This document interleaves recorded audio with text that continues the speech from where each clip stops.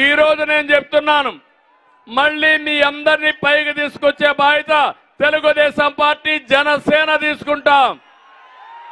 అందుకే ఆడబిడ్డ నిధి నెలకు 1500 రూపాయలు మీ అకౌంట్లో వేసే బాధ్యత మాది. అంతేకాదు, ఎంతమంది ఉంటే అంతమందికి ఇస్తాం. 19 సంవత్సరాలు వయసు నిండిన ఆడబిడ్డలందరికీ 59 సంవత్సరాల వరకు ఇచ్చి తర్వాత వృద్ధాప్య పింఛన్ ఇస్తాం. మిమ్మల్ని ఆదుకునే బాధ్యత తెలుగుదేశం పార్టీ జనసేన తీసుకుంటాం.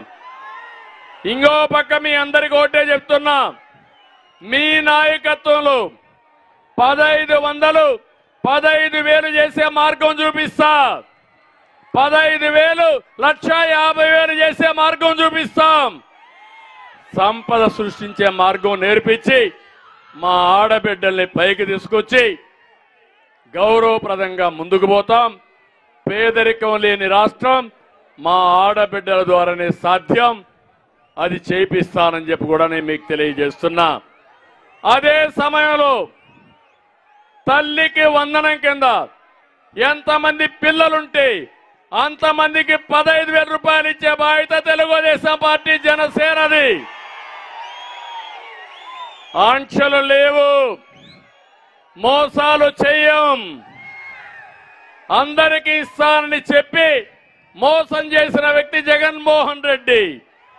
రేపు రాబోయే రోజుల్లో అందరికీ ఇచ్చే బాధ్యత మేము తీసుకుంటామని చెప్పి కూడా నేను మీకు తెలియజేస్తున్నా.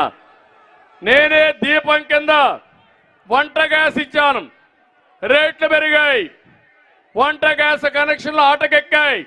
మళ్ళీ హామీ ఇస్తున్నా, 3 సిలిండర్లు ఉచితంగా ఇచ్చి మిమ్మల్ని ఆదుకుంటాం. నిత్యావసర వస్తువుల ధరలు తగ్గిస్తాం. పేదవాడికి అండగా ఉంటాం. మీ ఖర్చులు తగ్గించి మీ ఆదాయాన్ని పెంచే మార్గాన్ని చూపిస్తామని చెప్పి కూడా నేను మీకు తెలియజేస్తున్నా. 4వది, ఆడబిడ్డలందరికీ ఆర్టీసీల్లో ఉచిత ప్రయాణ సౌకర్యం ఏర్పాటు చేస్తాం. ఎక్కడికి పోవాలన్నా దర్జాగా పోయేచ్చడిగా మీకు ఏర్పాటు చేస్తానని చెప్పి కూడా నేను మీకు తెలియజేస్తున్నా. ఇదే కాదు, చిత్తూరు జిల్లా రైతాంగం ఎక్కువ ఉండే జిల్లా.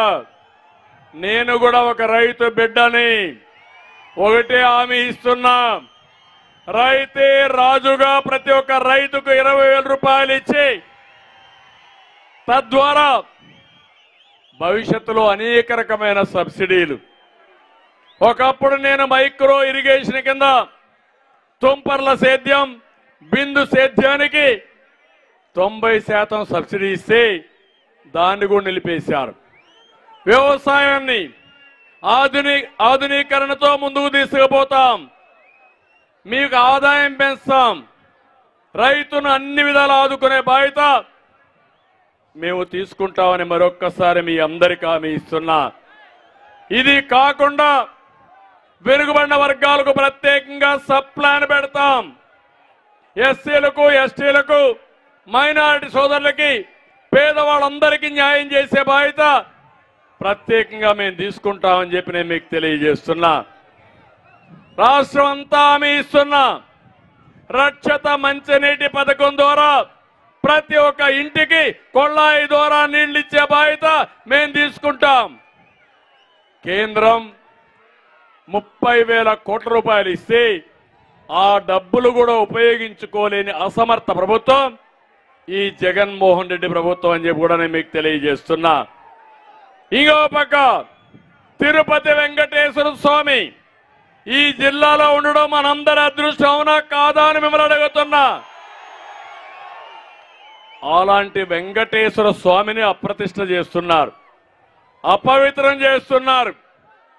అక్కడ చూస్తే ఎన్టీ రామారావు గారు ఎప్పుడో పెట్టినటువంటి అన్నదానం ఈరోజు ఎక్కడికక్కడ సరిగా లేకుండా దెబ్బతినే పరిస్థితి వచ్చింది. ఒక పవిత్రత పోయింది. నేను ఒకటే చెప్తున్నా, వెంకటేశ్వర స్వామికి ఎవరైనా అపవిత్రంగాని చేస్తే, చెడు గాని కీలు గాని చేస్తే వాళ్ళని వదిలిపెట్టాం. అలాంటి వాళ్ళని తప్పకుండా శిక్షించే బాధ్యత కూడా తీసుకుంటామని హెచ్చరిస్తున్నా. వెంకటేశ్వర స్వామిని రాజకీయాలకు ఆడుకుంటున్నారు, పైరవులకు ఆడుకుంటున్నారు. అన్నీ చూస్తున్నాడు కలియుగ దేవుడు వెంకటేశ్వర స్వామి. మీ అపవిత్రతతో చూస్తారు, తప్పకుండా శిక్షించే పరిస్థితి వస్తుందని చెప్పి కూడా నేను మీకు తెలియజేస్తున్నా. తిరుపతిని మీరే చూశారు, మొన్న ఎంపీ ఎలక్షన్లో దొంగ ఓట్లకి కేంద్రంగా చేశారు, చాలా దారుణంగా ప్రవర్తించారు. మళ్ళీ ఈరోజు దొంగ ఓట్లకు శ్రీకారం చుట్టారు. ఇక్కడుండే మిమ్మల్ని అందరినీ కోరుతున్నా, ఎప్పటికప్పుడు మీ ఓటు ఒకసారి చూసుకోండి. ఓట్ల దొంగలు పడ్డారు, మనం జాగ్రత్తగా ఉండాలి. అందుకే పిలిపిస్తున్న కార్యకర్తలకి, ప్రజలకి, మీరు కూడా మీ ఓటు కాపాడుకుంటే వీళ్ళ ఆటలు సాగవు. దానికి మీరు సిద్ధంగా ఉండాలి. ఎంత దుర్మార్గులంటే ఎక్కడో ఒక ఐప్యాక్ అని ఒక ఏజెన్సీని పెట్టుకుని మీ ఓటుని రిమోట్ కంట్రోల్ ద్వారా తీసేసే పరిస్థితికి వస్తున్నారు. నిన్ననే మీరు చూశారు, ఈరోజు పేపర్లో కూడా ఆ ఐప్యాక్ అయితే సాక్షాత్ స్టేట్ లెవెల్లో ఎలక్షన్ కమిషన్ ఆఫీసులో తిరుపతికి సంబంధించిన అన్ని ఫైల్స్ కూడా మాయం చేసేశారు. ఈ సభ ద్వారా హెచ్చరిస్తున్నా, అవసరమైతే గట్టిగా పోరాడతాం. ఎవరైతే ఆ ఫైల్స్ దొంగిలించారో వాళ్ళని సిబిఐ ఎంక్వైరీ చేయాలి, దోషుల్ని కఠినంగా శిక్షించాలి.